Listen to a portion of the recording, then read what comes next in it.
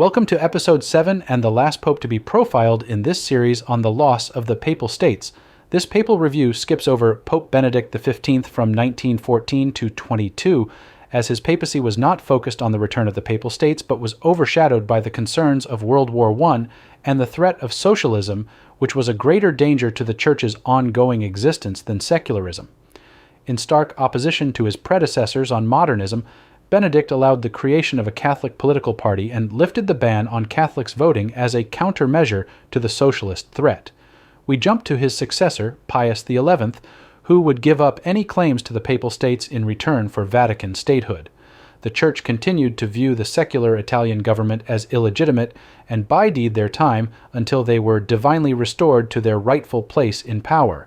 However, the stalemate between the Italian government and the Church radically changed with the coming of two men who both ascended to power in 1922, the fascist Prime Minister Mussolini and Pius XI.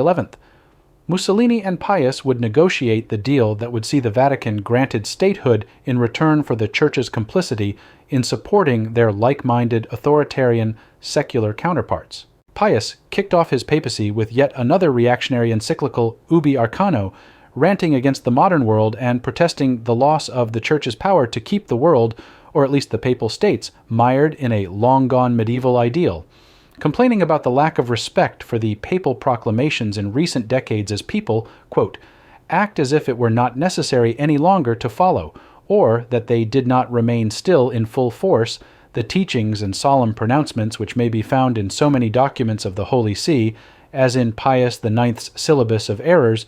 This Pius would declare, there is a species of moral, legal, and social modernism which we condemn.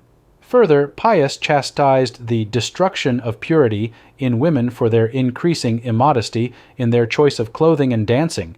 Here, Pius hints at his misogynistic attitude that will become manifestly evident in a later encyclical which still chafes many faithful Catholics today. Pius also lamented the secularization of Italian schools, writing in such a manner that fully demonstrates how out of touch the papacy was with the reality of the modern world and showing a staggering obtuseness about what an education was to provide.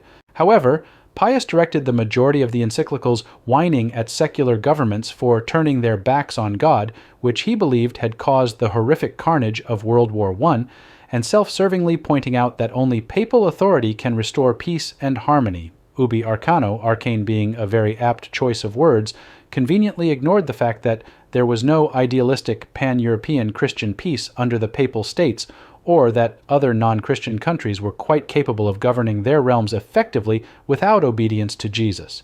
Yet, here in this encyclical is proof that the Vatican princes still held to the belief that God would reinstate their earthly power, and should the re-establishment occur, the Pope fully intended it would be every bit as backward, regressive, and despised as the regime overthrown over a half a century earlier. With the arrival of Pius and Mussolini, a connection was cultivated between their authoritarian organizations that became reinforced with close institutional links and media propaganda. As treaty negotiations got underway, the twice-monthly Jesuit journal, that to this day requires editorial approval by the Vatican Secretariat of State before publishing, La Civiltà Cattolica, ceased all criticisms of fascism and began printing articles trumpeting the Vatican's support for Mussolini's regime for all good Catholics to read and emulate. In return for the cooperation of the Church, Mussolini began restoring privileges lost since the collapse of the Papal States, for example allowing crucifixes to be hung on the walls of public buildings such as schools, hospitals, and courtrooms. In addition, Mussolini dictated that Catholicism once again be taught in primary schools and allowed chaplains in the military. Another nail in the coffin of the hard-won right to freedom of speech, he also criminalized the insulting of priests and the Church in a further demonstration of the alliance between fascism and Catholicism. As such, the Church's silent complicity with fascism was instrumental in generating acceptability for the new authoritarian regime. As negotiations between the Vatican and the State of Italy went on in secret, Pius issued yet another encyclical in 1925 denouncing secularism and basic human rights. Contained within the rantings was the self-serving admonition that humans would only be saved by Roman Catholicism. with yet another volley against the evils of the French Revolution, while nations insult the beloved name of our Redeemer by suppressing all mention of it in their conferences and parliaments. Pius goes on to lament the loss of the Vatican's temporal power in favor of secular rule by democratic elections.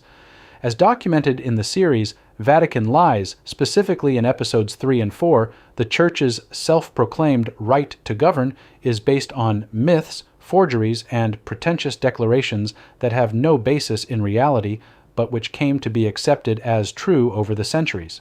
Then, after years of secret negotiations between Mussolini's government and the Church, in February 1929, the Lateran Accords were signed and announced to the world, with, as Kurtzer described it, the Church acting now as the willing partner of the Fascists.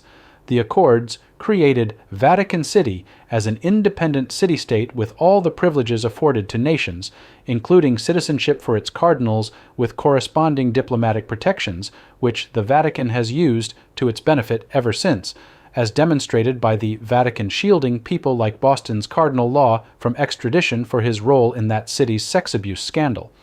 Contained within the Accords, aside from the diplomatic treaties, were articles such as Catholicism would be the only state religion, Catholic feast days would be public holidays, church marriages would be accepted, religious instruction would be mandatory for all primary and secondary students, and monetary compensation would be paid by Italy to the Vatican for the loss of the Papal States.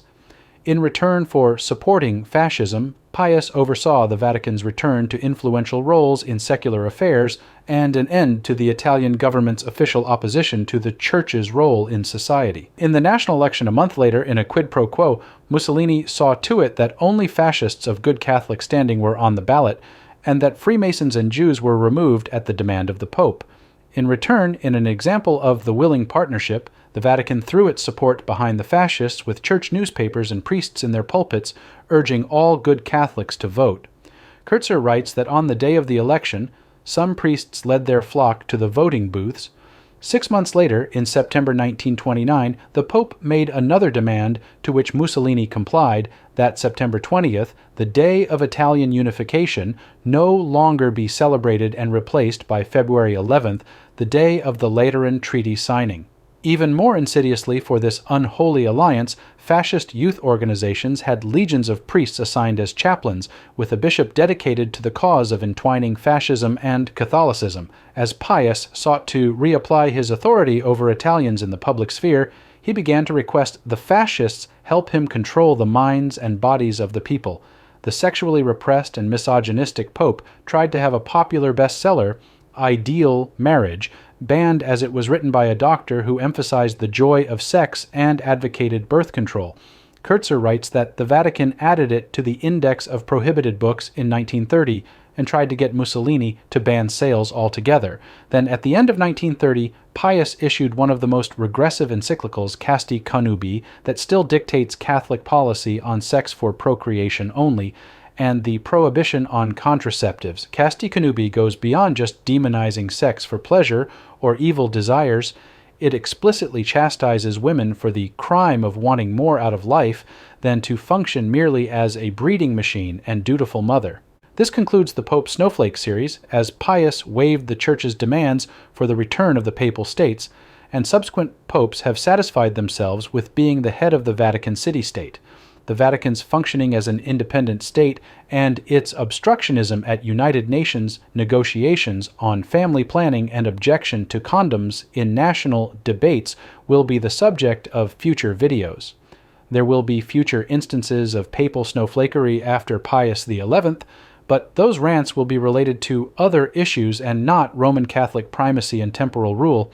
I would recommend viewers also check out my Vatican Lies series for further background on the Church's rise to power and dominance.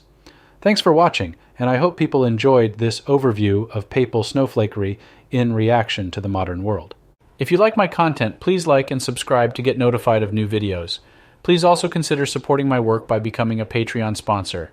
You can also find me on the following platforms: